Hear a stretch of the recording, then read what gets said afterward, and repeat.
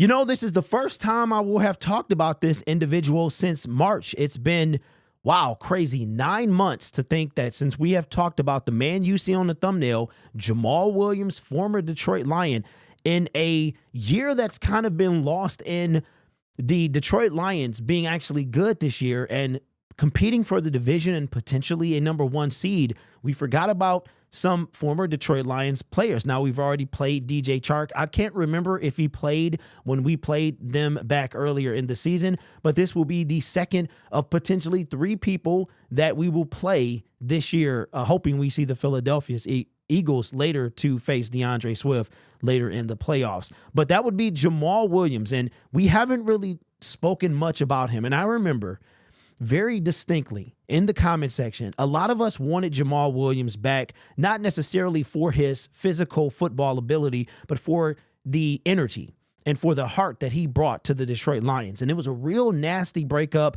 And remember, I made a video about Jamaal Williams feeling that he got burned. It was some stuff that the agent dropped the ball and fumbled the bag. And then it was later coming out that the offer that he felt like he received from the Detroit Lions was disrespectful. The words that he said himself. And then, of course, Brad Holmes said that, you know, he loved Jamaal, wished him the best, and that he wanted him back. So I'm not sure we'll know what happened there. But how far the mighty have fallen. Is the grass always greener on the other side? And I just listened to Locked On Lions with Matt Derry, and he said that some of his inside people was telling him that the reason that Jamaal chose the Saints, kind of a weird team, because we were hearing it was some other teams interested in him, and then all of a sudden the Saints come out of nowhere, is that the Detroit Lions were on the New Orleans Saints schedule. Well, a lot of you guys were saying how Jamaal was a recipient of the Detroit Lions offensive line.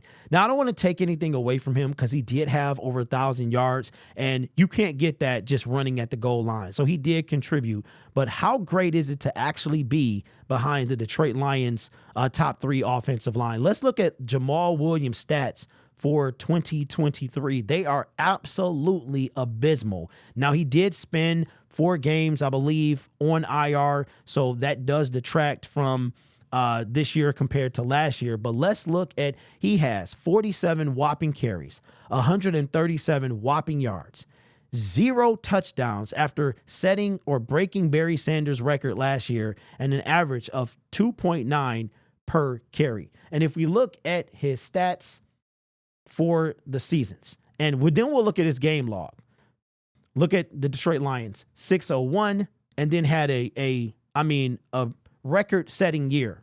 He rushed for the most in his career, played all 17 games, and had his 3rd biggest average. But look how far he's fallen off this year. 7 games.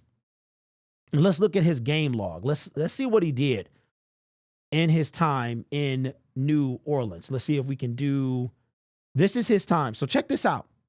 Check this out. First game of the season, had 18 carries, 45 yards. He averaged 2.5 a carry. That seems like the Jamaal Williams we're used to. 9 carries, 29 yards. 5 carries, 14 yards. 6 carries, 30 yards. 3 carries when he came back from his injury after he missed a month from mid-September to mid-October. But since he's been back, he's played in every game, looks like, and has an abysmal, coming off a 2 carry, 6 yard performance. Look at this. He has never rushed for more than 45 yards. And look at this here. 0 touchdowns, none in the 7 games that he has played. How far the mighty have fallen. And again, Jamaal Williams was a critical piece in the rebuild of this team.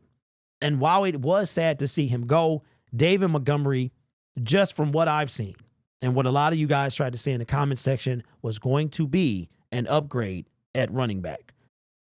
He was going to be an upgrade. And one of the things that David Montgomery said when he first got here, like, I can't wait to run behind this offensive line, because the offensive line was and is still absolutely abysmal in Chicago. If the Chicago Bears are smart, which we know they tend not to be, they would keep Justin Fields and take an actual offensive lineman behind to, have him where he doesn't have to scramble and run for his life. If you saw Monday Night Football, man, this dude was running for his life all game long. So Jamaal Williams, 3 years, forgot what it was. I think he actually took less money because when we initially thought of it, we're thinking, okay, it must be about the money. David Montgomery got 3 years, $18 million.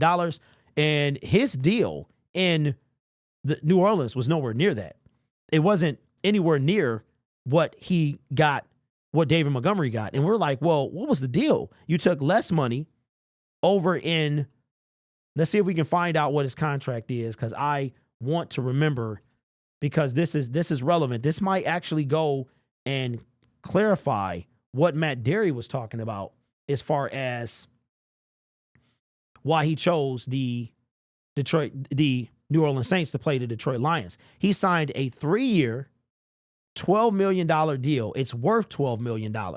That's what he signed. Let's see what Spot Track has to say, because I know they break it down a little more. So let's see. Jamaal Williams signed a 3-year, $12 million contract with the New Orleans Saints, including $3.9 million signing bonus, $8.1 guaranteed, with an average annual salary of $4 million. In 2023, Williams will earn a base salary of $1 million and a signing bonus of $3.9. So that's his $5 million, while carrying a cap hit of 1.8 and a dead cap value of 8.1 million. Now that is this year. So here's what I'm wondering. They got a potential out after they signed him right here. They got a potential out after next year. But I'm thinking, you know what? The Saints had the worst cap space in the league. They were like $100 million over the cap or something crazy like that. So cap numbers mean nothing to them. So I'm wondering, with this performance from Jamaal Williams in 2023, I mean, you're coming off two carries. Could the Saints move on from Jamaal Williams in 2024? I mean, they got a potential 2025 out, so it's very possible. But I wonder if this is a revenge game for him. I wonder if this is a game that was circled on his calendar. I mean, you would have to consider and think that the blood would be super bad to go from a team that you spent 2 years shedding tears, blood, sweat, and tears on HBO Hard Knocks, talking about the big dogs and getting off the porch, to now you cannot stand this team. How disrespected does Jamaal Williams feel? I would love to know if it's actually warranted. That's what is it feelings, or was it an actual disrespectful thing that the Lions did? I mean, the Lions never showed anything. Brad and Dan, of course, never said anything negative, but Jamaal just let it all fly like he's, always done. So I don't expect much from him. I'm sure he'll try to have the best game of the season coming up this Sunday, but I sincerely doubt that is the case. The Lions are excellent against the run. I want to say we're top 5, and a dude averaging 2.9 per carry is not going to all of a sudden break loose and have his best game of the season. So his best game of the season is 45 yards. So we'll see if which was game 1 of the NFL season for him. So let's see if the Detroit Lions can keep Jamaal Williams under 45 yards. So it's going to be kind of curious to see if the Saints give him more touches as well, because, I mean, you're coming off, his high was game 1. He's gone 18-9, 5-6, 3-4-2. I'm telling you, if this wasn't Jamaal Williams' old team, would he even carry the ball? You're coming off a 2-carry, 6-yard performance that you followed up. Before that was a 4-carry, 7-yard performance coming from a 3-carry, 6-yard performance. He has not come anywhere close to his high of 18. The next closest to 18 was 9. So the grass, Mr. Williams, is not always greener on the other side. I appreciate what you did when you were with the Detroit Lions, but you're on the other side of the field now. So now we got a problem. So let me know your thoughts in the comments below. How kind of shocked are you how far Jamaal Williams has fallen off as far as his statistical performance? I mean, this is miserable. He is shaping up to have the worst. Oh, my God. I mean, he's shaping up. Look at this. I didn't even pay attention to this. The worst statistical performance of his career all across the board. He's never had a year with no touchdowns. miserable. This will be a season low, a career low in carries. I mean, if you look at it, he might not even break 75 carries. Everything will be career lows coming up. He will have a career low average, career low. His long is 11 yards. That's kind of funny, bro, because look at this. His career high in everything was pretty much Detroit. Yards, okay, let's see. His career touchdown, games played, career high.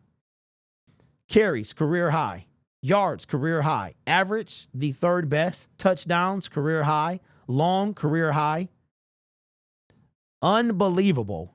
Career high, man. And that's why the grass is not always greener. So remember that, ladies and gentlemen, when you think something might look appealing from a distance, it ain't always that way. Let me know your thoughts in the comments below. You guys are awesome. Take care of yourself and each other. And as always, go Lions.